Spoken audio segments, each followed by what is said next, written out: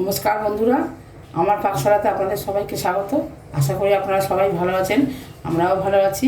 আজকে আপনাদের জন্য আমি তৈরি করে দেখাবো শুধু সিমের তরকারি। এটা আপনারা করতে পারেন চচ্চড়ির মতো। আমি এর মধ্যে অল্প একটু আলু দিয়েছি, আমাদের আলু ছাড়া কেউ খায় না, ওই জন্য আপনাদের দেখাচ্ছি একটু নতুনভাবে। দেখুন আমি কীরকমভাবে রান্নাটা করি, আশা করি আপনাদের ভালো লাগবে।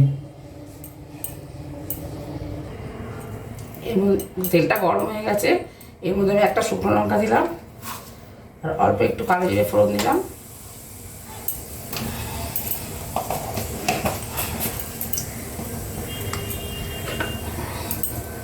ফোড়নটা ঠিক মতো ভাজা হয়ে গেলে কয়েক সেকেন্ডের জন্য ভাজবো। এবার একটা সুন্দর গন্ধ বেরিয়েছে। এবার আমি এর মধ্যে আলুগুলো দিয়ে দেবো। আলুগুলো যেহেতু একটু শক্ত, এটা আগে দেবো, তার একটু পরে আমি সিমটা দেবো।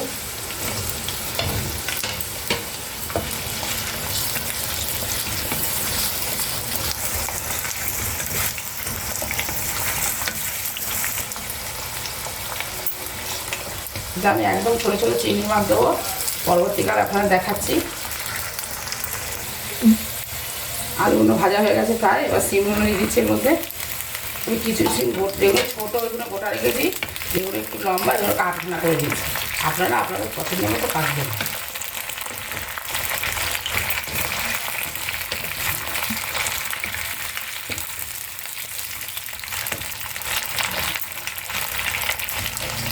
আমি কুচনো পেঁয়াজ দিচ্ছি, বড় পেঁয়াজ একটা ছোটো পেঁয়াজ, একটা একটু মাঝারি এখানে পেঁয়াজ দিচ্ছি।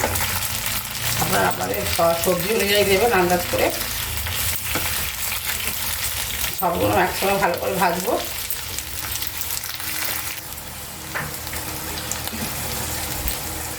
এবার আমি এতে কেটে রাখা টমেটো দেবো। একটাই টমেটো দিয়েছি, একটু বড় সাইজে।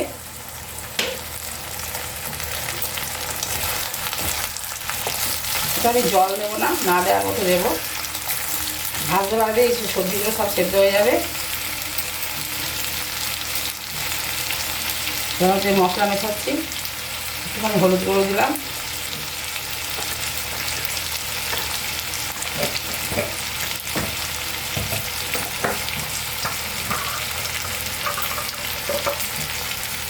অল্প একটু লঙ্কা গুঁড়ো দিলাম। যেহেতু আমি কাঁচা লঙ্কার ব্যবহার করেছি এই জন্য অল্প দিলাম।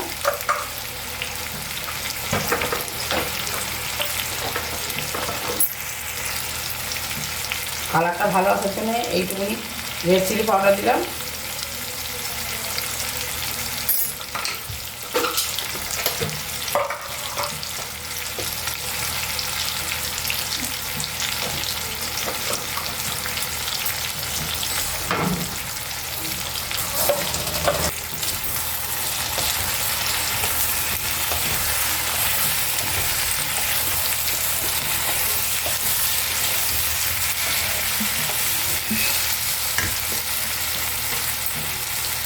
এবার একটু নুন দেবো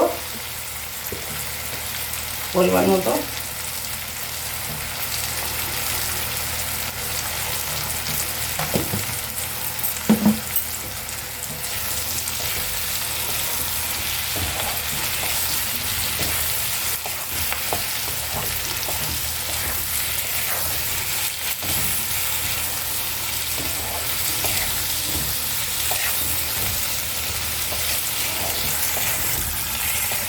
এবার আমি এর মধ্যে ছোটো ছোটো চিংড়ি মাছ দিয়ে দিচ্ছি, এর সঙ্গে ভাজতে থাকবো।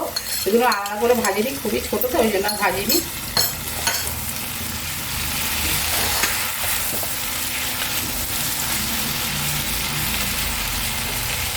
আপনারা চাইলে প্রথমে চিংড়ি মাছগুলোকে ভেজে নিতে পারেন। আমি এই তলায় দিয়ে দিয়ে আস্তে আস্তে ভেজে নেবো, কোনো অসুবিধা হবে না। খুবই ছোটো চিংড়ি বলে আর ভাজিনি আমি।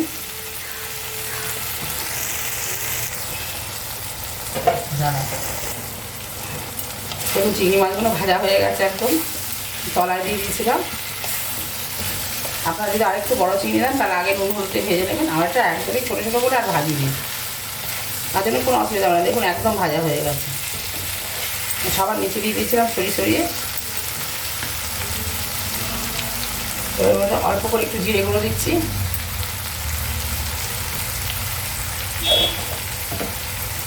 জিরে গুঁড়োটা দিয়ে একটু নাড়াচাড়া করবো।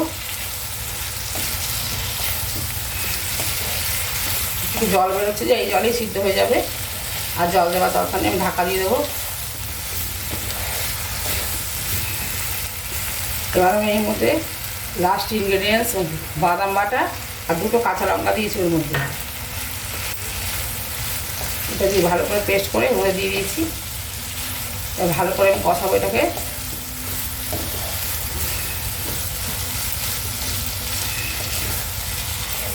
আপাতত আমি ঢাকা দিয়ে দেবো।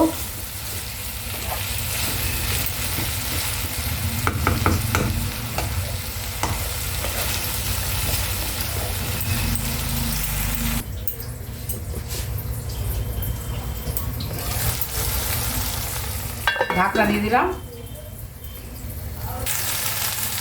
হ্যাঁ, আমার রান্নাটা একটা মস্ত বড় ভুল হয়ে গেছে। আমি আদা রসুন বাটাটা দিইনি, আমি এখন এখানে দিয়ে দিচ্ছি। ঠিক 1 চামচ দিলাম, জাস্ট 1 চামচ। আপনারা আগেই দিয়ে দেবেন কষার সময়, আমার একদমই মনে ছিল না।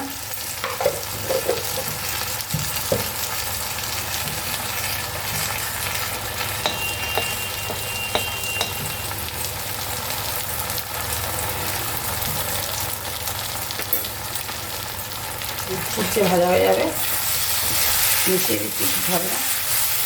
দেখুন একদমই হয়ে গেছে, জল দিইনি, যেটা আমি আদা রসুনটা এখন দিলাম, আর একটু ভাজা ভাজা করবো।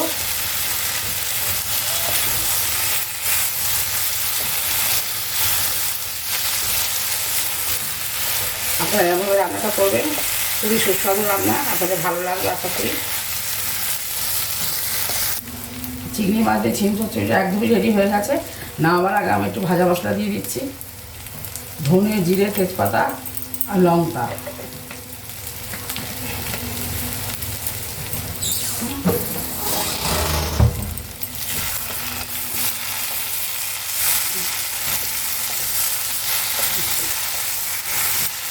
একদমই হয়ে গেছে, দেখুন ডিমগুলো গলে গেছে, একটু জল দিয়ে তার সত্ত্বেও গলে গেছে, ভাজতে ভাজতে গলে গেছে। এবার গ্যাসটা অফ করে দিচ্ছি।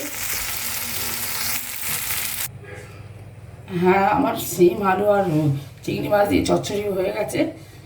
আমি যেরকম রান্না করলাম, আপনারা এরকম রান্না করবেন, আশা করি আপনাদের ভালো লাগবে। ভালো লাগলে আমার চ্যানেলটা লাইক দেবেন।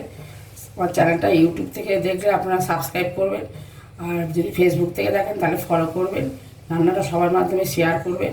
আর আপনারা সবাই ভালো থাকবেন, সুস্থ থাকবেন। ফিরে আসবো অন্য কোনো রেসিপি নিয়ে। নমস্কার।